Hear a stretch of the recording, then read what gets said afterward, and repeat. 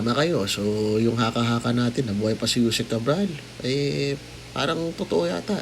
Kasi alleged, dinaspatan daw siya sa Europe. Ano pa nga ba, di pa chill-chill lang. Tapos, ito pa, sabi dito sa interview ni Jason sa, nandun daw si Vince Dizon. Anong ginagawa niya ron?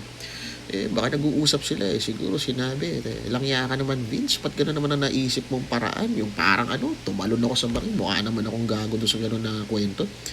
Pasensya ka na Yusik kasi ang hirap naman gumawa ng kwento doon alangan naman patayin pa natin yung driver mo, hindi naman pwede yun. Nahirapan na nga tayo kumuha ng kamukha mo napaka-rare ng mukha mo.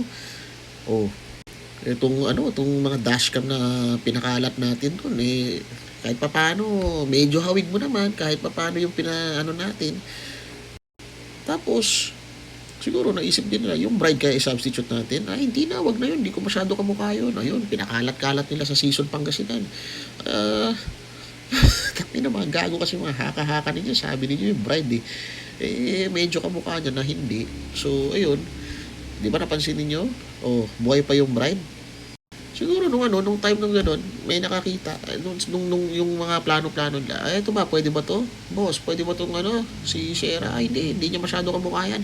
Hanap na lang tayo doon sa kulungan. Yun, kumuha ng medyo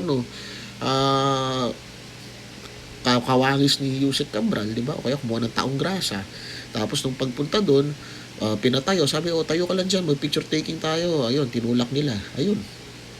Hindi naman kasama na dapat mamatay yun. Tapos si Shera, ayan, hinayaan nilang magpakalat-kalat na lang sa daan hanggang sa natagpuan. Yun, siguro magano ng usapan nila. Ayun.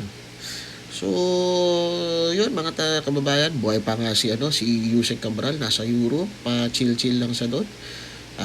Nag-celebrate ng New Year niya. Happy New Year sa iyo, Yusek Cabral, langya ka. Tapos, ito tayo naman mga Pilipino, hintayin nyo lang, sana tayo naman ngayon, sana ngayong 2026, huwag tayong bahain ng mahalala. At sana, hindi ko na alam kung ano sana, pero wag naman masyado. Tsaka ito yung mga mangungurakot naman, putang ina, tigil-tigilan nyo lang Ina ninyong lahat